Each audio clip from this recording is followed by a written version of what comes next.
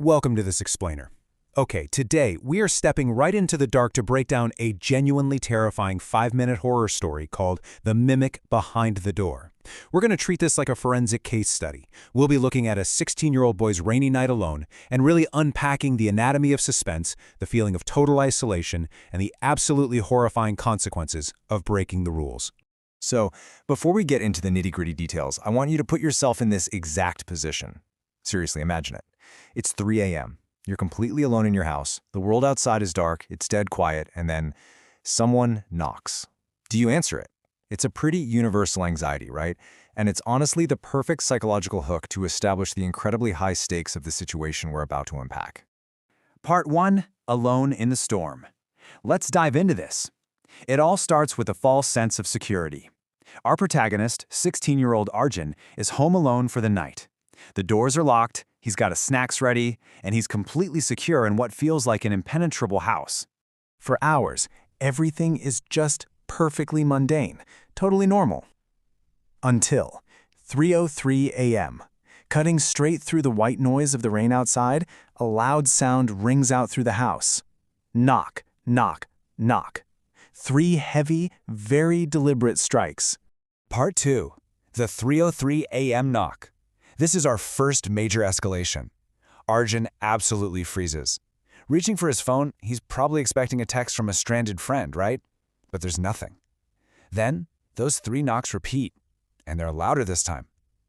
His heart is just pounding as he slowly approaches the front door. He leans in, he looks through the peephole, and nothing. Just an empty porch in the silent rain. You know, this complete absence of a person is somehow way more terrifying than actually seeing a stranger out there. But for Arjun, finding absolutely no one there prompts this totally misguided sigh of relief. He actually assumes he's safe. So he turns his back on the seemingly empty porch, and in that exact second, his phone buzzes. It's a message from his mother, and it reads, "Whatever happens tonight, don't open the door." Just imagine the jarring panic of getting this frantic, super cryptic text message at the exact moment you're standing inches away from your front door, right after hearing phantom knocking. But before he can even fully process that first text, a second one arrives. And if someone knocks, don't look outside. A literal cold wave of dread washes over Arjun. He realizes he's already broken the single most important rule of the night before he even knew the rule existed. Part 3. Rules of the Mimic. The tension is escalating fast now. Arjun immediately calls his mother. No answer. He tries again. Still no answer. And while he's trapped in that silence, 3 new knocks erupt, but this time they're coming from the back door. Arjun slowly creeps into the kitchen. The small glass window on the back door is pitch black from the storm outside. And then a pale hand slides across the dark glass from the outside. Arjun violently stumbles backward in total shock as the hand just vanishes back into the night. And right at that heart-stopping moment, his phone finally rings. It's his mother's frantic voice on the other end. He stammers out that someone is outside. That is when his mother drops this terrifying piece of old folklore on him, laying out 3 deadly rules. Step 1, it copies voices. Step 2, it copies faces. Step 3, if it sees you clearly, it can enter. Nothing back to the peephole. He looked outside. The mimic already saw his face. Part 4, the voice inside. Right as the gravity of that rule really sets in, a sudden, loud crash deadens the phone line completely. The call drops.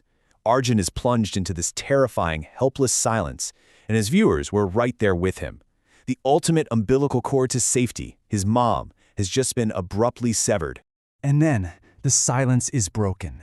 He hears a voice. "Arjun, open the door."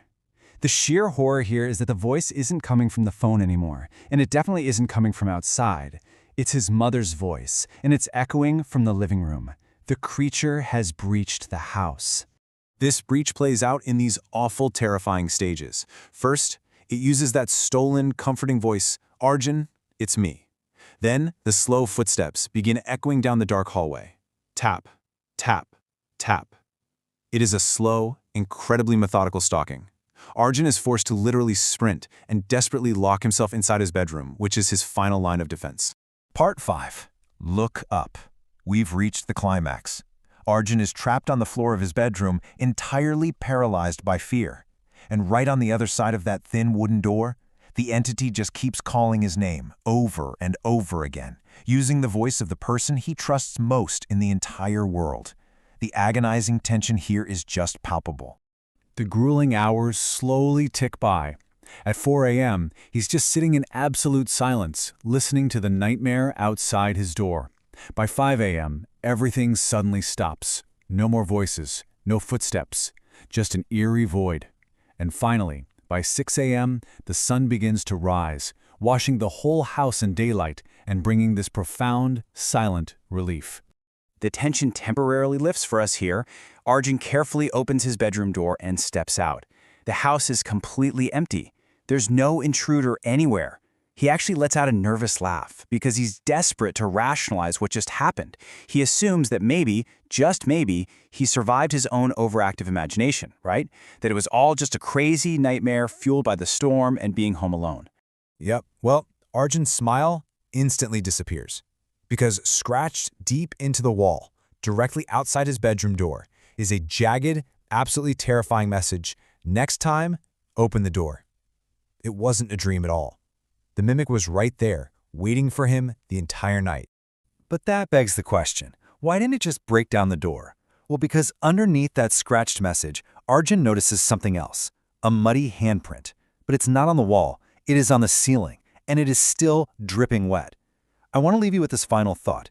If the monster wasn't standing outside his door, but was actually crawling on the ceiling all night, just how safe are any of us behind our locked doors?